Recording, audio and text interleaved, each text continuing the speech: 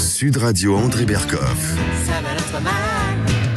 Berkoff dans tous ses états, ça balance pas mal sur Sud Radio. Paris chante toujours, Paris, la plus belle ville du monde. Malgré l'obscurité profonde, son éclat ne Mais peut c'est être vrai, incendié. Paris sera toujours Paris. Paris, c'est tellement fabuleux. La plus belle ville du monde, allez, disons-le, et surtout en ce moment.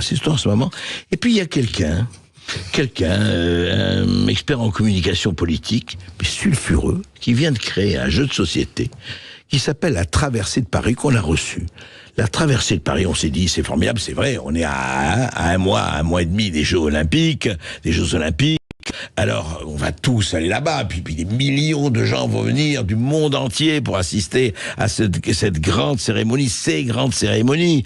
Mais alors, comment faire? Eh bien, François Bellé a imaginé un guide, mais en forme de jeu, une espèce de Monopoly géant sur Paris. Et vous allez voir, décrivez-le avant qu'on fasse parler François Bellé. Esteban Rania, vous avez joué avec Thibaut Sadler à cela. Vous en êtes devenu transformé, pratiquement bouleversé. On sent, ils ne tiennent plus, là. Ils sont dans un état de totale décomposition. Pourquoi? Comment? C'est quoi ce jeu? Ah oui, c'est vrai qu'André, il y a des émissions plus sympathiques et plus faciles à préparer que d'autres. Avec Thibaut Sadler, on s'est attelé, on a reçu le jeu de François Bellé, qui ressemble, on peut le dire, à un jeu de loi pour ceux qui connaissent. Alors vous avez un plateau avec des dessins vraiment magnifiques. Les graphistes ont fait un travail superbe. Et puis avec beaucoup d'ironie, beaucoup d'humour évidemment, mais qui cache peut-être une part de vérité pour certains Parisiens. Alors vous avez un plateau composé de nombreuses cases. Vous jetez un dé et puis vous tombez sur des cases bleues, vertes. Donc, alors, comment s'appellent ces cases? Donnez-nous des exemples. Alors, je tombe sur une case bleue qui est une case mobilité urbaine. Oui. Et donc là, j'ai une remarque de la question, donc je pioche une question bleue. Oui. Et ça me dit, tiens, route bloquée à cause d'activistes du climat, la main collée à la route, restez sur votre case. Donc je ne suis bloqué, je peux pas avancer dans... Ah bon, il y a des routes bloquées comme ça avec des fous du climat qui collent leurs mains. Oui. Exactement. Autre chose. Oui. Je tombe sur une case verte. Alors j'ai tiré le dé, j'ai fait 3, je tombe sur une case verte et là c'est une case question. Donc je vous pose une question, André, chers auditeurs, vous pouvez répondre. En 2022, combien de chantiers étaient encore en cours dans les rues de la capitale? Réponse A, près de 5000. Réponse B, près de 8000. Ou réponse C, près de 10 000. Est-ce que vous avez une idée? 3000, 5000 ou... 5000, 8000 ou 10 000? Ou 10 000. Je dirais 8000. Eh bien, c'est 10 000. 10 000. Ouais, donc là, vous avez perdu, vous restez sur votre case. Est-ce que j'ai à peu près bien résumé, François Bellé? Mais c'était parfait. C'était parfait. Quelle entrée en matière. Alors François Bellé, comment ça vous est venu? Comment enfin, on peut comprendre. C'est vrai qu'en regardant ça, quand j'ai vu ça, je veux dire, c'est formidable parce que c'est très drôle et encore une fois, vous allez beaucoup vous amuser. C'est une description de Paris, je dois dire, d'un réalisme saisissant. Et vous êtes dit, voilà, je vais un peu montrer, faire un jeu et puis rire de cette espèce d'hallucinante gestion de Paris. Ouais, en fait, je dirais que l'idée, elle s'est fait un peu en 2 temps. Le premier temps, c'est que, donc là, c'est vraiment une expérience du réel. J'étais dans l'enfer des embouteillages de la porte Maillot. Ouais. Et donc, j'étais dans ma voiture et je me rendais à un rendez-vous et je me suis retrouvé à l'intersection de la modernité, c'est-à-dire entre les travaux, les embouteillages, les altercations et puis cet esthétisme violent avec les travaux, les rénovations. Et puis forcément, au volant de sa voiture, soit on cogite, soit en tout cas on s'agite. Et j'ai commencé à me dire, traverser Paris est devenu une épreuve. Et voilà, j'avais les 3 mots-clés, les clés. Donc c'était la traversée de Paris, qui est devenue donc l'épreuve olympique la plus difficile. Et qui est un très grand film, vous rappelez. Et étant adepte du détournement sur le plan publicitaire et communicationnel, la traversée de Paris, j'ai repris ça et j'en ai fait mienne. Et je dirais que j'ai validé cette idée-là aussi avec le contexte, c'est-à-dire qu'on n'a jamais eu autant de contenu produit sur une ville. Paris est devenu un marqueur, c'est-à-dire qu'on ne parle pas autant de New York, de Sydney ou de Londres, c'est Paris. Paris, c'est devenu un sujet. Et donc, je me dis de fixer l'époque, de photographier l'époque dans ce quart de ce premier quart du 21e siècle, il fallait le faire, donc je l'ai fait. Oui, mais alors, justement, vous l'avez photographié, mais de quelle manière, pour le meilleur et pour le pire. Moi, je regarde, justement, les découvertes. Par exemple, découverte touristique, démonstration du maniement de la machette par un Modou. C'est quoi un Modou, d'ailleurs? Oui, ça, c'est les vendeurs de crack. D'accord. Il y en a un peu partout dans Paris. Mais Ah bon ce qui est intéressant, Non, mais c'est effectivement de passer de case en case et de vivre.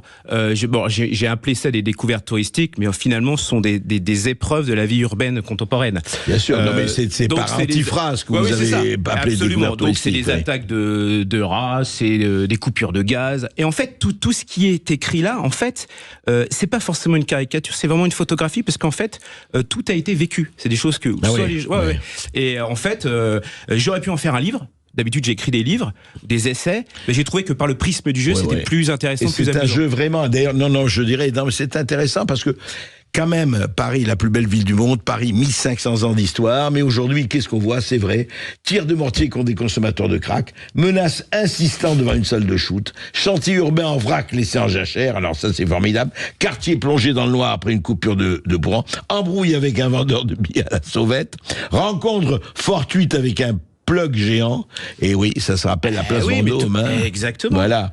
Et mouvement de foule dans un centre commercial. Voilà, c'est vraiment... en fait, c'est à la fois extrêmement ironique, mais vous êtes dur sur Paris, hein, parce que Paris est une jungle quand même. Quand on voit votre jeu, on se dit, c'est devenu la jungle. Non, mais pour moi, j'ai eu une approche naturaliste des choses, donc j'ai voulu faire... j'aurais pu faire un petit texte écrit dessus. Non, mais c'est très drôle. Mais alors, ça, c'est la dimension, je dirais, satirique, polémique, mais presque photographique de l'époque. Mais ce qui est intéressant, c'est que, certes, on en ressort énervé de ce jeu, mais aussi, on en sort informé. Donc, il y a le quiz avec les fameuses cartes Paris Tragique. Ouais. Et là, c'est vraiment un quiz à la fois sur les Jeux Olympiques, mais aussi sur la ville de Paris. Donc là, on a cité les chantiers, mais par exemple sur le stationnement, qui est un vrai sujet, un autre fait marqueur de l'époque. Combien de FPS, vous savez, les forfaits post-stationnement, ont-ils été dressés à Paris en 2022 ? 2 millions, 3 millions ou 5 millions ? 5 millions ? Bravo André. 5 millions. Et tout ça, ça pose question derrière. Non, mais tout à fait. Non, mais j'allais dire, ce qui est intéressant, c'est que vous donnez des informations. Chaque carte donne une information. Vous voyez, par exemple, je prends un exemple comme ça, vous devez en avoir. Alors, c'est très intéressant de savoir combien de départements français ont refusé d'accueillir le passage payant de la flamme olympique. C'est 7, Esteban, 7, 17 ou 37 ? Je dirais 17.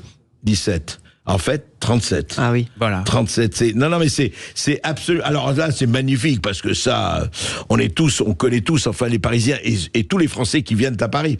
Quel est le temps moyen passé chaque jour par les Parisiens dans les transports en commun ? 32 minutes, 42 minutes, 52 minutes. Je dirais 42 minutes. 52 minutes. 52 minutes. Parce qu'à chaque fois, ce qui est intéressant aussi, c'est que à chaque fois, c'est le maximum qui est juste, quoi. Ouais, c'est ça, ouais. Donc j'ai fait quand même attention que ce ne soit pas toujours la réponse C qui revienne. Bien sûr. Mais effectivement, les chiffres sont là et chacun après interprétera. En fonction de là où il se place, ces informations-là. Mais ce qui est intéressant, c'est que c'est un jeu vraiment de société, voilà. Et j'ajoute le vraiment parce que je voulais redonner un peu de sociétal, un peu de sociologie au genre. Et donc le jeu de société, là, on apprend des choses sur cette mutation des villes. Et c'était un peu intéressant pour moi de saisir l'époque. André, j'ai pas précisé, dans la boîte, il y a des cartes de santé mentale. Avec quelques mots dessus, donc il y a sensation d'oppression, fatigue mentale extrême, transpiration excessive, accélération du rythme cardiaque, etc., etc. À quoi elles servent ? Et pourquoi ces mots ? Alors, ces cartes-là visent à altérer la santé mentale du joueur au cours de la partie. Si on en a 3, c'est fini. La partie s'arrête pour celui qui en a 3 et là, il faut qu'il fuit Paris au plus vite. Donc c'est un jeu intéressant parce que d'abord, on n'est pas sûr de finir le jeu. Ouais. Ça peut se terminer en 5 minutes. Si vous êtes trop stressé, trop atteint, voilà. Ça va, vous quittez, quoi. Et puis après, on enchaîne. Sensation d'oppression, crise d'hystérie, impression de devenir fou et dégoût de la vie urbaine. Donc voilà, c'est un jeu de 2, 4 à 6 joueurs et qui mêle... effectivement, à la fois un travail prespresque d'essayiste, parce que il fallait chercher un peu de documentation et essayer de trouver un angle. Et puis aussi un travail très artistique, très avec un dessinateur. Très, très, très beau dessin. Écoutez, en tout cas, voilà, c'est un Monopoly, un Paris Poli, un jeu de loi parisien. Mais Saddam, vous savez, c'est toujours pareil, c'est Jean Cocteau qui parlait des miroirs qui réfléchissent. Et nous, on a décidé d'en parler, et c'est vraiment je vous le recommande, ce jeu, La Traversée de Paris, parce que, c'est un miroir. C'est un miroir de ce qui se passe dans une mégalopole, dans une grande ville, dans l'une des plus belles des grandes villes du monde, mais il y a aussi, effectivement, ce qu'on appelle le côté, non pas caché de la tapisserie, mais les trous dans la raquette, et les trous dans la raquette, ils sont très, très, très importants. Merci. Et François évidemment, Bellé. Merci si vous à n'êtes vous. pas parisien, vous pouvez quand même jouer aux jeux de société. évident, Et où c'est évident. qu'on peut le retrouver? Eh ben, on peut le retrouver sur la traversée de Paris.fr, sur toutes les plateformes numériques, mais aussi chez les bouquinistes et les boutiques du souvenir de Paris. Voilà. Parfait. Eh ben, écoutez, voilà, on dit ça aussi pour les touristes, s'ils ont envie de voir, traduire en anglais un peu partout. Voilà, ils auront comme ça un avant-goût de ce qui va se passer au moment des Jeux Olympiques. Merci beaucoup, Merci François à Bellé, vous, au d'avoir revoir. été avec nous.